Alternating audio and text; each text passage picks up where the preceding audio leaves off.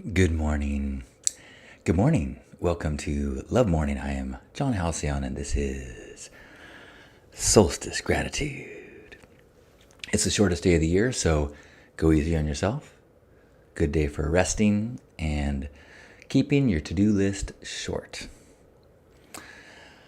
This is a daily practice of connecting and gratitude and hearing and sharing the little things and the big things that we're feeling appreciation for today. What are we thankful for? What are we grateful for? So I would love it to hear what you have to say and as a comment. I am standing today. It feels awkward and weird, but I decided I would see what would happen if I stood while we did this. So far so good. Although it almost made me forget to sing a song, cause that's how we start this day. Sing a song, it makes you feel so happy and gay. To sing a song, it makes you grateful for all. To sing a song, and that is why I'm so tall when I'm standing here for gratitude. On Solstice Day, it is gratitude. That's all the way that we gratitude. We do it now, yeah, woo. Woo, good morning. Good morning, Gerbot. Good morning, happy solstice. What are you grateful for? I'm grateful I'm going to see Gerbot and give him a in-person hug in 3 weeks, 4 weeks, something like that, in San Diego for Radical Hope. I had a really cool experience describing the idea of radical hope yesterday to Lisa's parents, and the idea that I heard it in a few places within 1 week. One, I had ChatGPT summarize something that I wrote and give it a title, and it used radical hope. And I was like, oh. And earlier in that week, I had heard someone talking about radical hope as this idea of that was, I think, used to describe certain Native American mindsets of holding on and believing in a harmony in the future, even though you cannot see the path to get there. Does that make sense? So does not appear to be an end to the tunnel. There's no light, but you know there is, and you hold on to it, you believe in it, and you keep working towards it, even though you're not sure that there even is a path there. And I was also talking about this idea over the last week with my friends Scott, and Tom. Tom, John, and two Scotts. I made up the song using Suno and made a song to go the background of the video that I made for there. Maybe I should play that. Anyway, so when I was talking to John, Tom, and two Scotts, one of the Scotts was sharing this idea that is really working for me, which is that if you're familiar with Marcus Aurelius, the collection of his diaries called Meditations, it is like this incredible handbook of wisdom, especially, and maybe more so than almost anything that's ever been written. It's written by the leader of the world, the emperor, the most powerful person in the world. Basically, it wrote down the objectives of a human being their best, and how to avoid corruption from power, how to live a life that is advantageous for all people. And it's so incredible. It's kind of like the Tao Te Ching kind of thing, except it's the Roman version of that. And it's Stoicism is the philosophy, and which, if you haven't read any Stoicism, you might hear Stoicism and be associated with the word stoic, which sometimes mean like non-emotional, non-engaged. And so, but don't let that taint the genius and the wisdom of the Stoics, philosophers. So here's long story, not much shorter. Before Marcus Aurelius was Caligula and Nero, these cruel, power-hungry, corrupt leaders.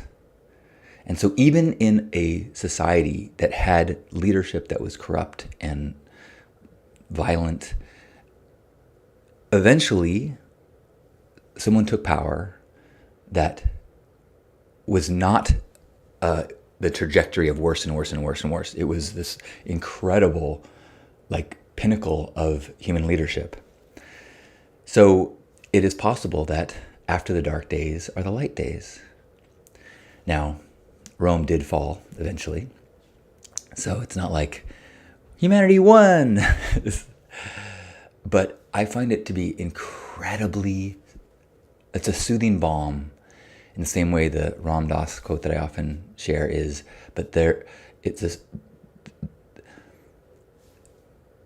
myself and millions of people find guidance through the wisdom of Marcus Aurelius. Even though his empire fell, I don't know, 16, how many thousand, 100, I don't know, a long time ago. And so this idea that as people are pursuing the best for humanity, even if humanity's trajectory isn't up, up, up, up, up, the growth, the learning, the evolution of concepts and ideas can last. And as societies crumble and grow, and as empires fall and are rebuilt, that in the ashes, people hold on to the wisdom of the past. And so there are many leaders right now who are standing on the shoulders of Marcus Aurelius. And 1,000 years from now, there will be incredible human beings standing on the shoulders of people like you and me who are trying to live our best lives, trying to figure out what the wisdom is that can guide humans to be their best, that can guide humanity to be its most harmonious and uplifting and peaceful, that are standing on the shoulders of Marcus Aurelius, who is standing on the shoulders of who knows who. And so no matter what is going to happen in the next 4 years or 8 years or 10 years or 50 years, that it matters that the pursuit of our personal evolution matters for the future of humanity. Even though we have no idea, we have to have radical hope. As Ram Dass said, whether we're heading towards an Armageddon or an enlightenment, the path is the same. Find stillness, grow our spirits, spread love, reduce suffering in the world. So thank you, Ram Dass. Thank you, Marcus Aurelius. Thank you, all of you love ambassadors who are taking the tiny steps day after day in the pursuit of being love ambassadors to the future. Okay. Sorry. Not sorry. Thank you for your patience as I kind of let that out, because it's been making me excited thinking about the idea. And I think we have kind of we're looks like our group is solidifying for the January group. Gerbach, did you have a +1 coming joining us? I think that's what I just saw. Did you hear that? I've got to the point in my life that I used to laugh at my parents about when you fart without meaning to, like when you're walking or you flex in your core and you fart.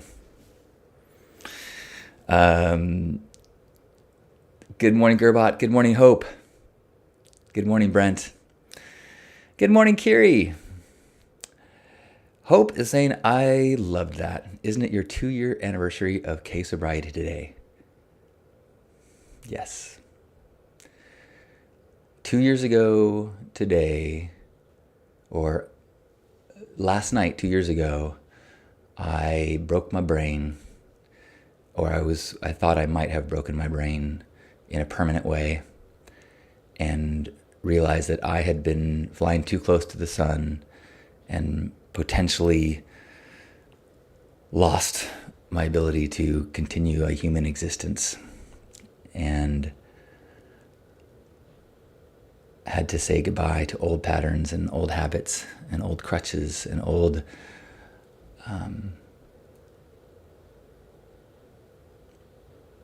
I guess in some ways, not to make it all sound negative, old shortcuts to the divine, tools for keeping my heart open and at peace. But I actually told Lisa's mom last night in a conversation. I said, "Look, we were talking about drug policy and legal things and illegal things, and I was like, my life has been dramatically helped by psychedelics. There was a time when I was dramatically helped by pharmaceuticals. I had a 10-year period, and then since then, this isn't exactly what I said, but I basically told her psychedelics have made my life better. Lots of drugs have made my life better. And sometimes those drugs have taken over more of my life than maybe was advantageous, necessary. But I'm grateful for it all. Thank you, Hope." Yeah, Gerbot, I signed up my +1. I thought that's what I saw. Sweet. That is, I'm stoked. I'm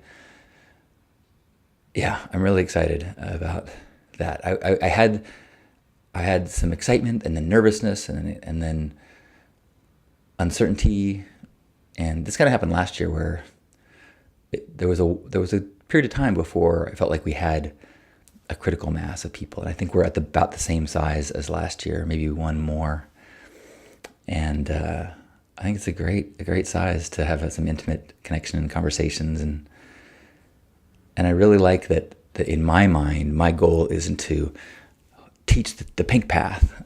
My goal is to have an environment like this where in the container of like-minded, open-hearted individuals, we create a fertile place for the blooming of our hearts. Gerbot says, "Remember what Alan Watts said, when you get the message, hang up the phone." It's such good advice. A little bit, also a really good example of respect the art, even regardless of the artist, and that all human beings are human beings. Because Alan Watts did not. Can you hear that? Excuse me. That's one disadvantage of me standing up while I'm broadcasting. I can't quite hold in my gas. Woo! Well, Alan Watts also said life is to be sincere, not serious. So a little tootin' in the morning, I think, is perfect for that. But I was going to say, Alan Watts was an alcoholic and unable to hang up the phone when it came to intoxication. But the wisdom is true, and that was very clear in my experience 2 years ago. Well, actually, it was more like I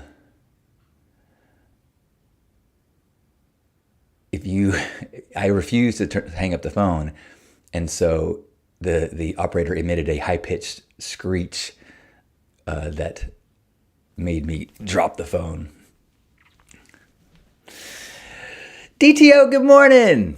Or I should say, buenos dias! And hello, Dawn. We had a real foggy morning here in San Diego, but it is gorgeous now. Oh, what are you grateful for? I would love to hear. Leave a comment. I'm so grateful I had such a beautiful day yesterday with Lisa's parents and my parents.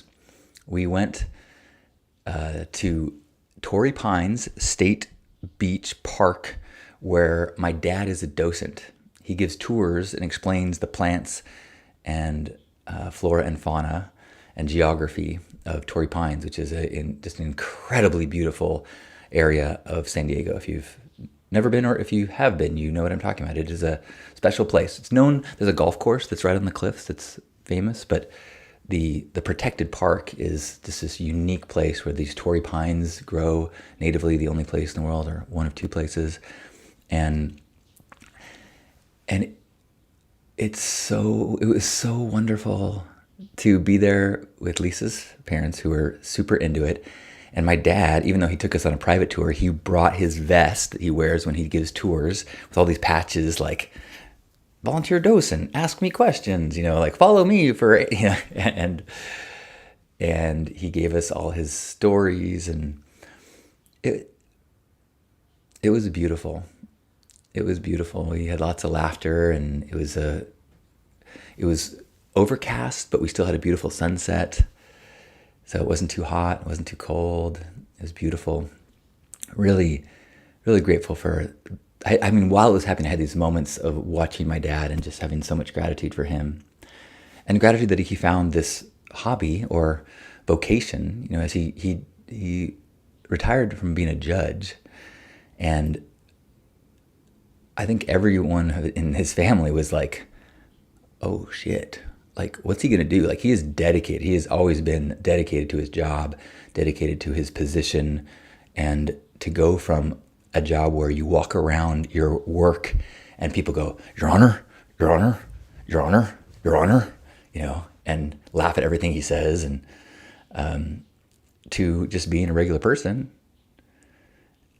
And what's he going to do with himself? And so he loves this job where he, in this calm way, like I feel like it's a different chapter, and he's just jovial, and everyone that walks down the trail, he's like, "Hello, how you doing today?" It's great. So super grateful for that.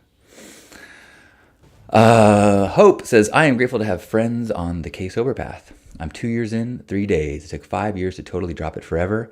I disconnected that phone line. We should talk sometime." I've been putting it out there that one of the things that I think that I have certain, I do coaching, and some of my specialties are, gratitude,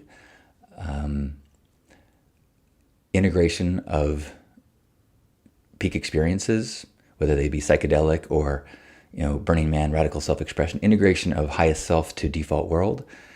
And one of the other things that I've been saying, hey, one of the things that I have specialty in is K addiction. And so, as I talk to more people struggling with it, it feels clear to me that addiction has a ton of things that, no matter what you're addicted to, they overlap. And when you have gone through it, you can meet people and understand. But there's aspects of ketamine that are unique to ketamine, and I think it's very helpful if you are trying to change your life to one that is less integrated with ketamine. Talking to somebody who has been there is very helpful. And if anybody knows Elon Musk, could you give them my contact information? Good morning, Michelle. Still a man of service, Gerbot says about my dad. Exactly. And my dad likes to know things. He likes to be in a position of knowledge, which is great because he's brilliant. And I was noticing that, as he's been working there for 3 years now, and he's 83, almost 84, and he recalls everything. He's firing on all cylinders. It's rad. Well, Benji, if you want to send me a note, I can give you a couple links of things that I've written that people who have had ketamine habits read and then reached out to me after they read it, because they're like, "Oh my gosh, they're speaking to me." So if you send me a note, and I will get you the links to the articles that other ketamine addicts have told me were helpful to them in realizing they're not alone. And it's also, I think I can be in a helpful position because I'm living a storybook life now. And even though I have no regrets and no shame about my past choices and patterns and lifestyle, I am so proud and so happy about my decisions and the conviction. And I think that can be really helpful. You know, one of the things that I did not find super helpful from 12-step meetings was, well, maybe I won't get into that, but I didn't necessarily feel like the stories that I heard were inspiring. There's a difference between getting out of a nightmare that is incredible, but there's also finding your way to a dream is pretty incredible too. Anyone else have any gratitude they want to share today? Anyone even notice that I'm standing up? I tried something new today. It feels a little awkward and free and loose, but I also noticed that where I have my windows and everything, that if I sit down, it puts shadow. Anyway, I thought I would try it. But then I can't do this quite so easily and put people's words on the screen. I am grateful for my beard. I am grateful that my partner really makes me believe her when she says she thinks I'm beautiful no matter what. She'll love me no matter what. Last night, I took my beard and I fluffed it up as much as possible. And I look at her, I go, I feel like I should be in the Taft administration, you know, with big like lamb choppy beards. And she started busting up laughing. I'm like, you said you'd love me no matter what. She's like, you're going to test me. You're definitely going to test me. Gerbot says, my dad is also a docent at Hiller Air Museum, and it's really great gig for him. He gets to share his passion with others and also provides him with a new friend group, even though he's been there 9 years. Totally. Like, my dad is a friendly guy. I didn't quite realize it because he can be kind of, he doesn't like go someplace and go, I want to meet people, you know. But when he meets people, he totally becomes their friends. And like he tried out some different like art gallery or like art museum, different docent programs. And this was the one where he felt like the people that were already volunteering there, that he was meeting, these peers, the retired people, were like impressive people. Like, you know, you don't think of like, oh, here's this old man giving a guide. That dude was a successful lawyer and a judge. Like he's not some, you know, pathetic old man. And I think that's like the people, these old people that you see at the zoo telling you about the gorillas and stuff. Sometimes those people are, you know, have histories of badassery. That's pretty cool. So that's cool that your dad's doing it too. Gerbot says, grateful for family and the holiday as a ritual that brings us together. Yes.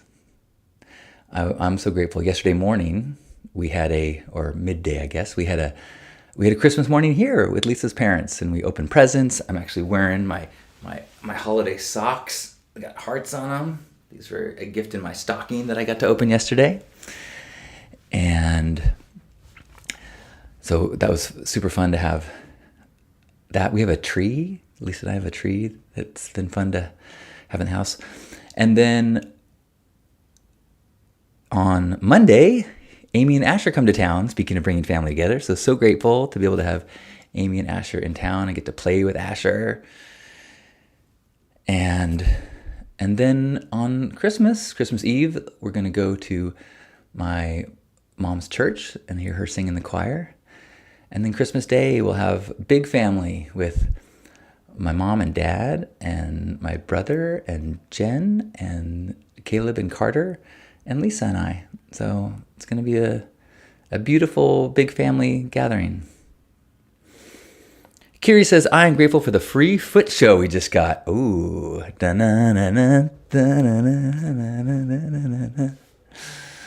I think I'm going to sit down just for a second more in case anybody wants to share any more gratitude. And I will do this.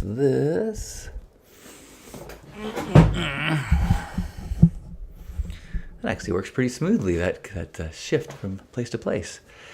Any last gratitudes? Anything that you're feeling appreciative of? Something mundane that you're like, you know what else? You know what I'm grateful for? The evolution of iPhones so that they work with magnets. Because I used to have these like phone holder contraptions that I would put on these tripods, but being able to just like slap your phone in and immediately take a picture or record, or slap my phone onto my holder in my car, and even charging as you slap it in and not having to do cords, not having to do the finagling and getting it, screwing it so it's tight and not falling out. Man, thank you. I am grateful for magnet technology. To quote Insane Clown Posse, magnets. How do they work?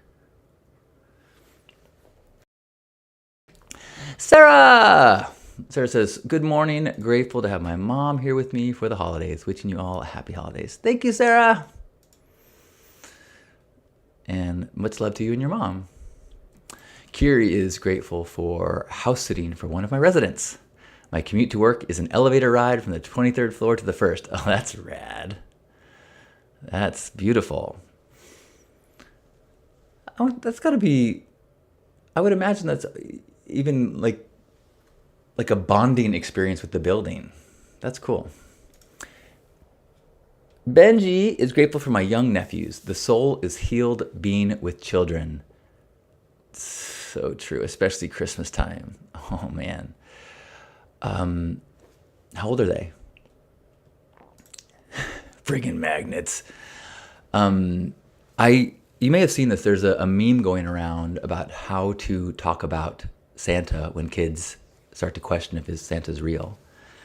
That if a kid, I think this is so great. When a kid says, "Mom, is Santa Claus real?" You say, "I'm so glad you asked. Now we can tell you the truth. Santa is the spirit of giving without taking credit for it. And so we have been giving you those presents. It has been us who has been wrapping them and giving them from Santa, demonstrating the importance of giving without needing credit or thanks. And so now you know you are also Santa, and you now get to occasionally practice being Santa, giving without needing credit for it, and try to practice it sometime with the kids. Isn't that great? It takes the sting out of building a web of deceit for a child that then he has to start to wonder how much of this grown-up world is intentionally misleading. Now, some people argue that you should never even start with a Santa story, that don't filling a kid with a myth that then collapses is a bad idea. Other people says it's what childhood is all about, having fantasies that you can imagine in. But I really like the idea of it being like a teaching tool.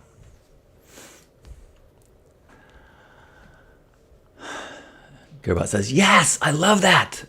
Kiri says, oh my God, I love that Santa bit. Right? And it gets to be something like we've been tricking you. Instead, it's like, you're old enough to know what it is to be a grown-up. You're old enough to know that kindness without credit is one of the true signs of maturity and welcome to being a grown-up, you know. Benji says the kids are 12, 8, and 3. Ooh, that sounds fun. 12, old enough to do quite a lot of big thinking projects and games. 3, so young that they just are cute with everything they do. Except when they're being super stinkers. But sometimes that's cute too. Well, it is past 9:30, but I am having a blast. Anyone else have any more gratitude? I am so grateful to get to spend the holidays with Asher. It is a totally different experience to have Christmas morning with a kid opening presents. We've been having a lot of packages because of Christmas and because of the move. And so I've set aside the biggest cardboard boxes, and I ordered a whole bunch of cool art supplies. So I'm looking forward to a lot of creation. And I'm trying to do my physical therapy so that I keep my neck in good shape, so I don't have a repeat of last year. Everything is going perfect. It's a beautiful day. Curious, where did the Santa thing come from? I saw it in a meme that was being passed around. I saw it posted, half a dozen times. If I see it again, I will try to take note if it's from a specific person or not. Marilyn, I'm coming to San Diego in January, and Sarah's coming to the workshop, and you're going to visit old friends. Well, welcome, Marilyn. Are you going to go to the pink party on Saturday night? Part of the weekend is we're going to a dance club, which is it's a dance club, but it's also very much a Burning Man theme camp fundraiser. Like the Hug Deli will be there, so we'll get a chance to work the Hug Deli if you've never done that. Anyway, I hope I get to meet you, Marilyn, and enjoy the end of your year and safe travels to San Diego. Any last gratitudes? The reason that I'm allowed to talk about Santa is because I'm about 1 inch away from being able to join the Santa lookalike contests. Look at this thing. I have like a legit white beard. When I took the Manta Ray tour, they're the people who lead the tours. I think they make a lot on tips. Kind of like, have you ever had like a raft guide or something? And they're really good. And they even like say things to kind of plant the seed of giving them a tip. And they're super charming. And one of them had blue hair, and so they kept making a big deal about my pink hair. And if people are, and somehow, well, not somehow, if people are dying people, I love to share that I'm on the splat box. But it's such a different thing where, like, you wouldn't look at me now and go, that guy looks like he's a model. Except for maybe, Cover Your Gray. Whereas when I was younger, I would hold up the box picture and they were like, oh my God, that's you. Now I hold the box picture and they're like, how long ago is that? Okay, but I've actually been really enjoying the clear separation from youthful me. There's a slight pain of trying to maintain an image of what I see myself as beautiful, and to let go of that and embrace the beauty of this chapter of my life, which is aided. I was going to say helped and aided, but hated is not what I meant. Helped and aided by Lisa's appreciation of me. And so as I'm growing the beard, and it's at a stage that is not ideal, you can't quite tell, it's a little bit messier than it looks on camera, to just be like, my goal right now is not to max out my beauty. I'm growing a beard out. And my beauty on the outside is just one part. But maybe before I go, I should try to give you this is my Taft look.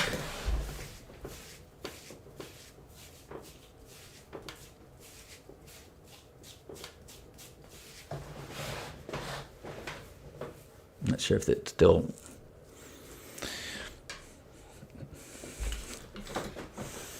That's an excellent suggestion, President Taft. Well, I am sure grateful for the opportunity to connect with you, grateful to know that you're out there, to know that there are like-minded, open-hearted people. And, one more thing I wanted to share, and I may have even talked about this before, but I saw this TikTok or reel where a guy was demonstrating the importance of the tone you use as you speak to people as you walk through the world. And so he had, he's like wearing a camera, and he's walking around going, hello, hello, hello, good morning. I like your outfit. I like your outfit. And people were kind of like pretty much ignoring him. And then he was like, hello, hello, good morning. I like your outfit. And everyone was like, good morning, thank you.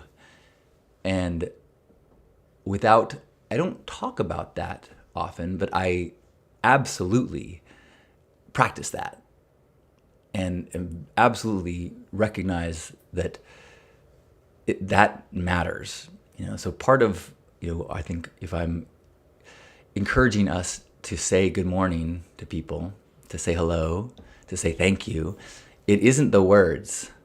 It's the wah, nah, oh, hi, good morning, hi. Like establishing this deep recognition of friendliness. So says President Taft. Thank you for joining me this morning. I hope your holidays and your solstice and your year end is going incredibly.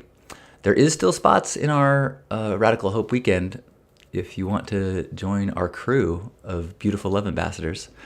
And if you have any questions about it, you can reach out. I got some time I have some time until Monday when Asher comes, and then my schedule is going to be a little bit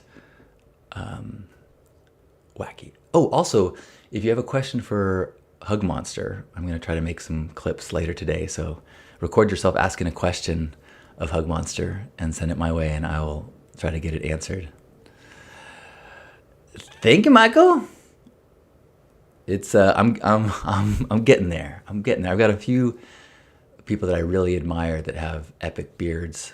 Scott, who I just spent time with, and Ishmael, and I'm starting to visualize myself as being a bearded man in this next chapter. We'll see how it goes. Gerbot says, it isn't the words. So true. Yeah. That's always true. The most perfect wording can fall on deaf ears if it isn't accompanied with the energy, the gestures, the expressions, and the tone. If it isn't matched by the tone. Sarah says, thank you. So grateful for this community. May you all enjoy the spirit of the season. Look forward to meeting some of you in January. Big love to Lisa and your family. Thank you. And with that, wherever you are, give yourself a big old squeeze. Feeling grateful for this body, for this moment, for the opportunity, for radical hope, for knowing that there are beautiful futures that we cannot imagine. There are beautiful opportunities that we cannot foresee. That as we stay open to possibility, we literally have more access to those opportunities. So let's keep that hope, keep our hearts open, and feel held by all those that have open hearts with us at this time as we take a deep breath in and squeeze. On behalf of Grandpa Caleb and all of us here, thanks for being here for this love morning. I love you. Enjoy the day. Enjoy the solstice. I love you.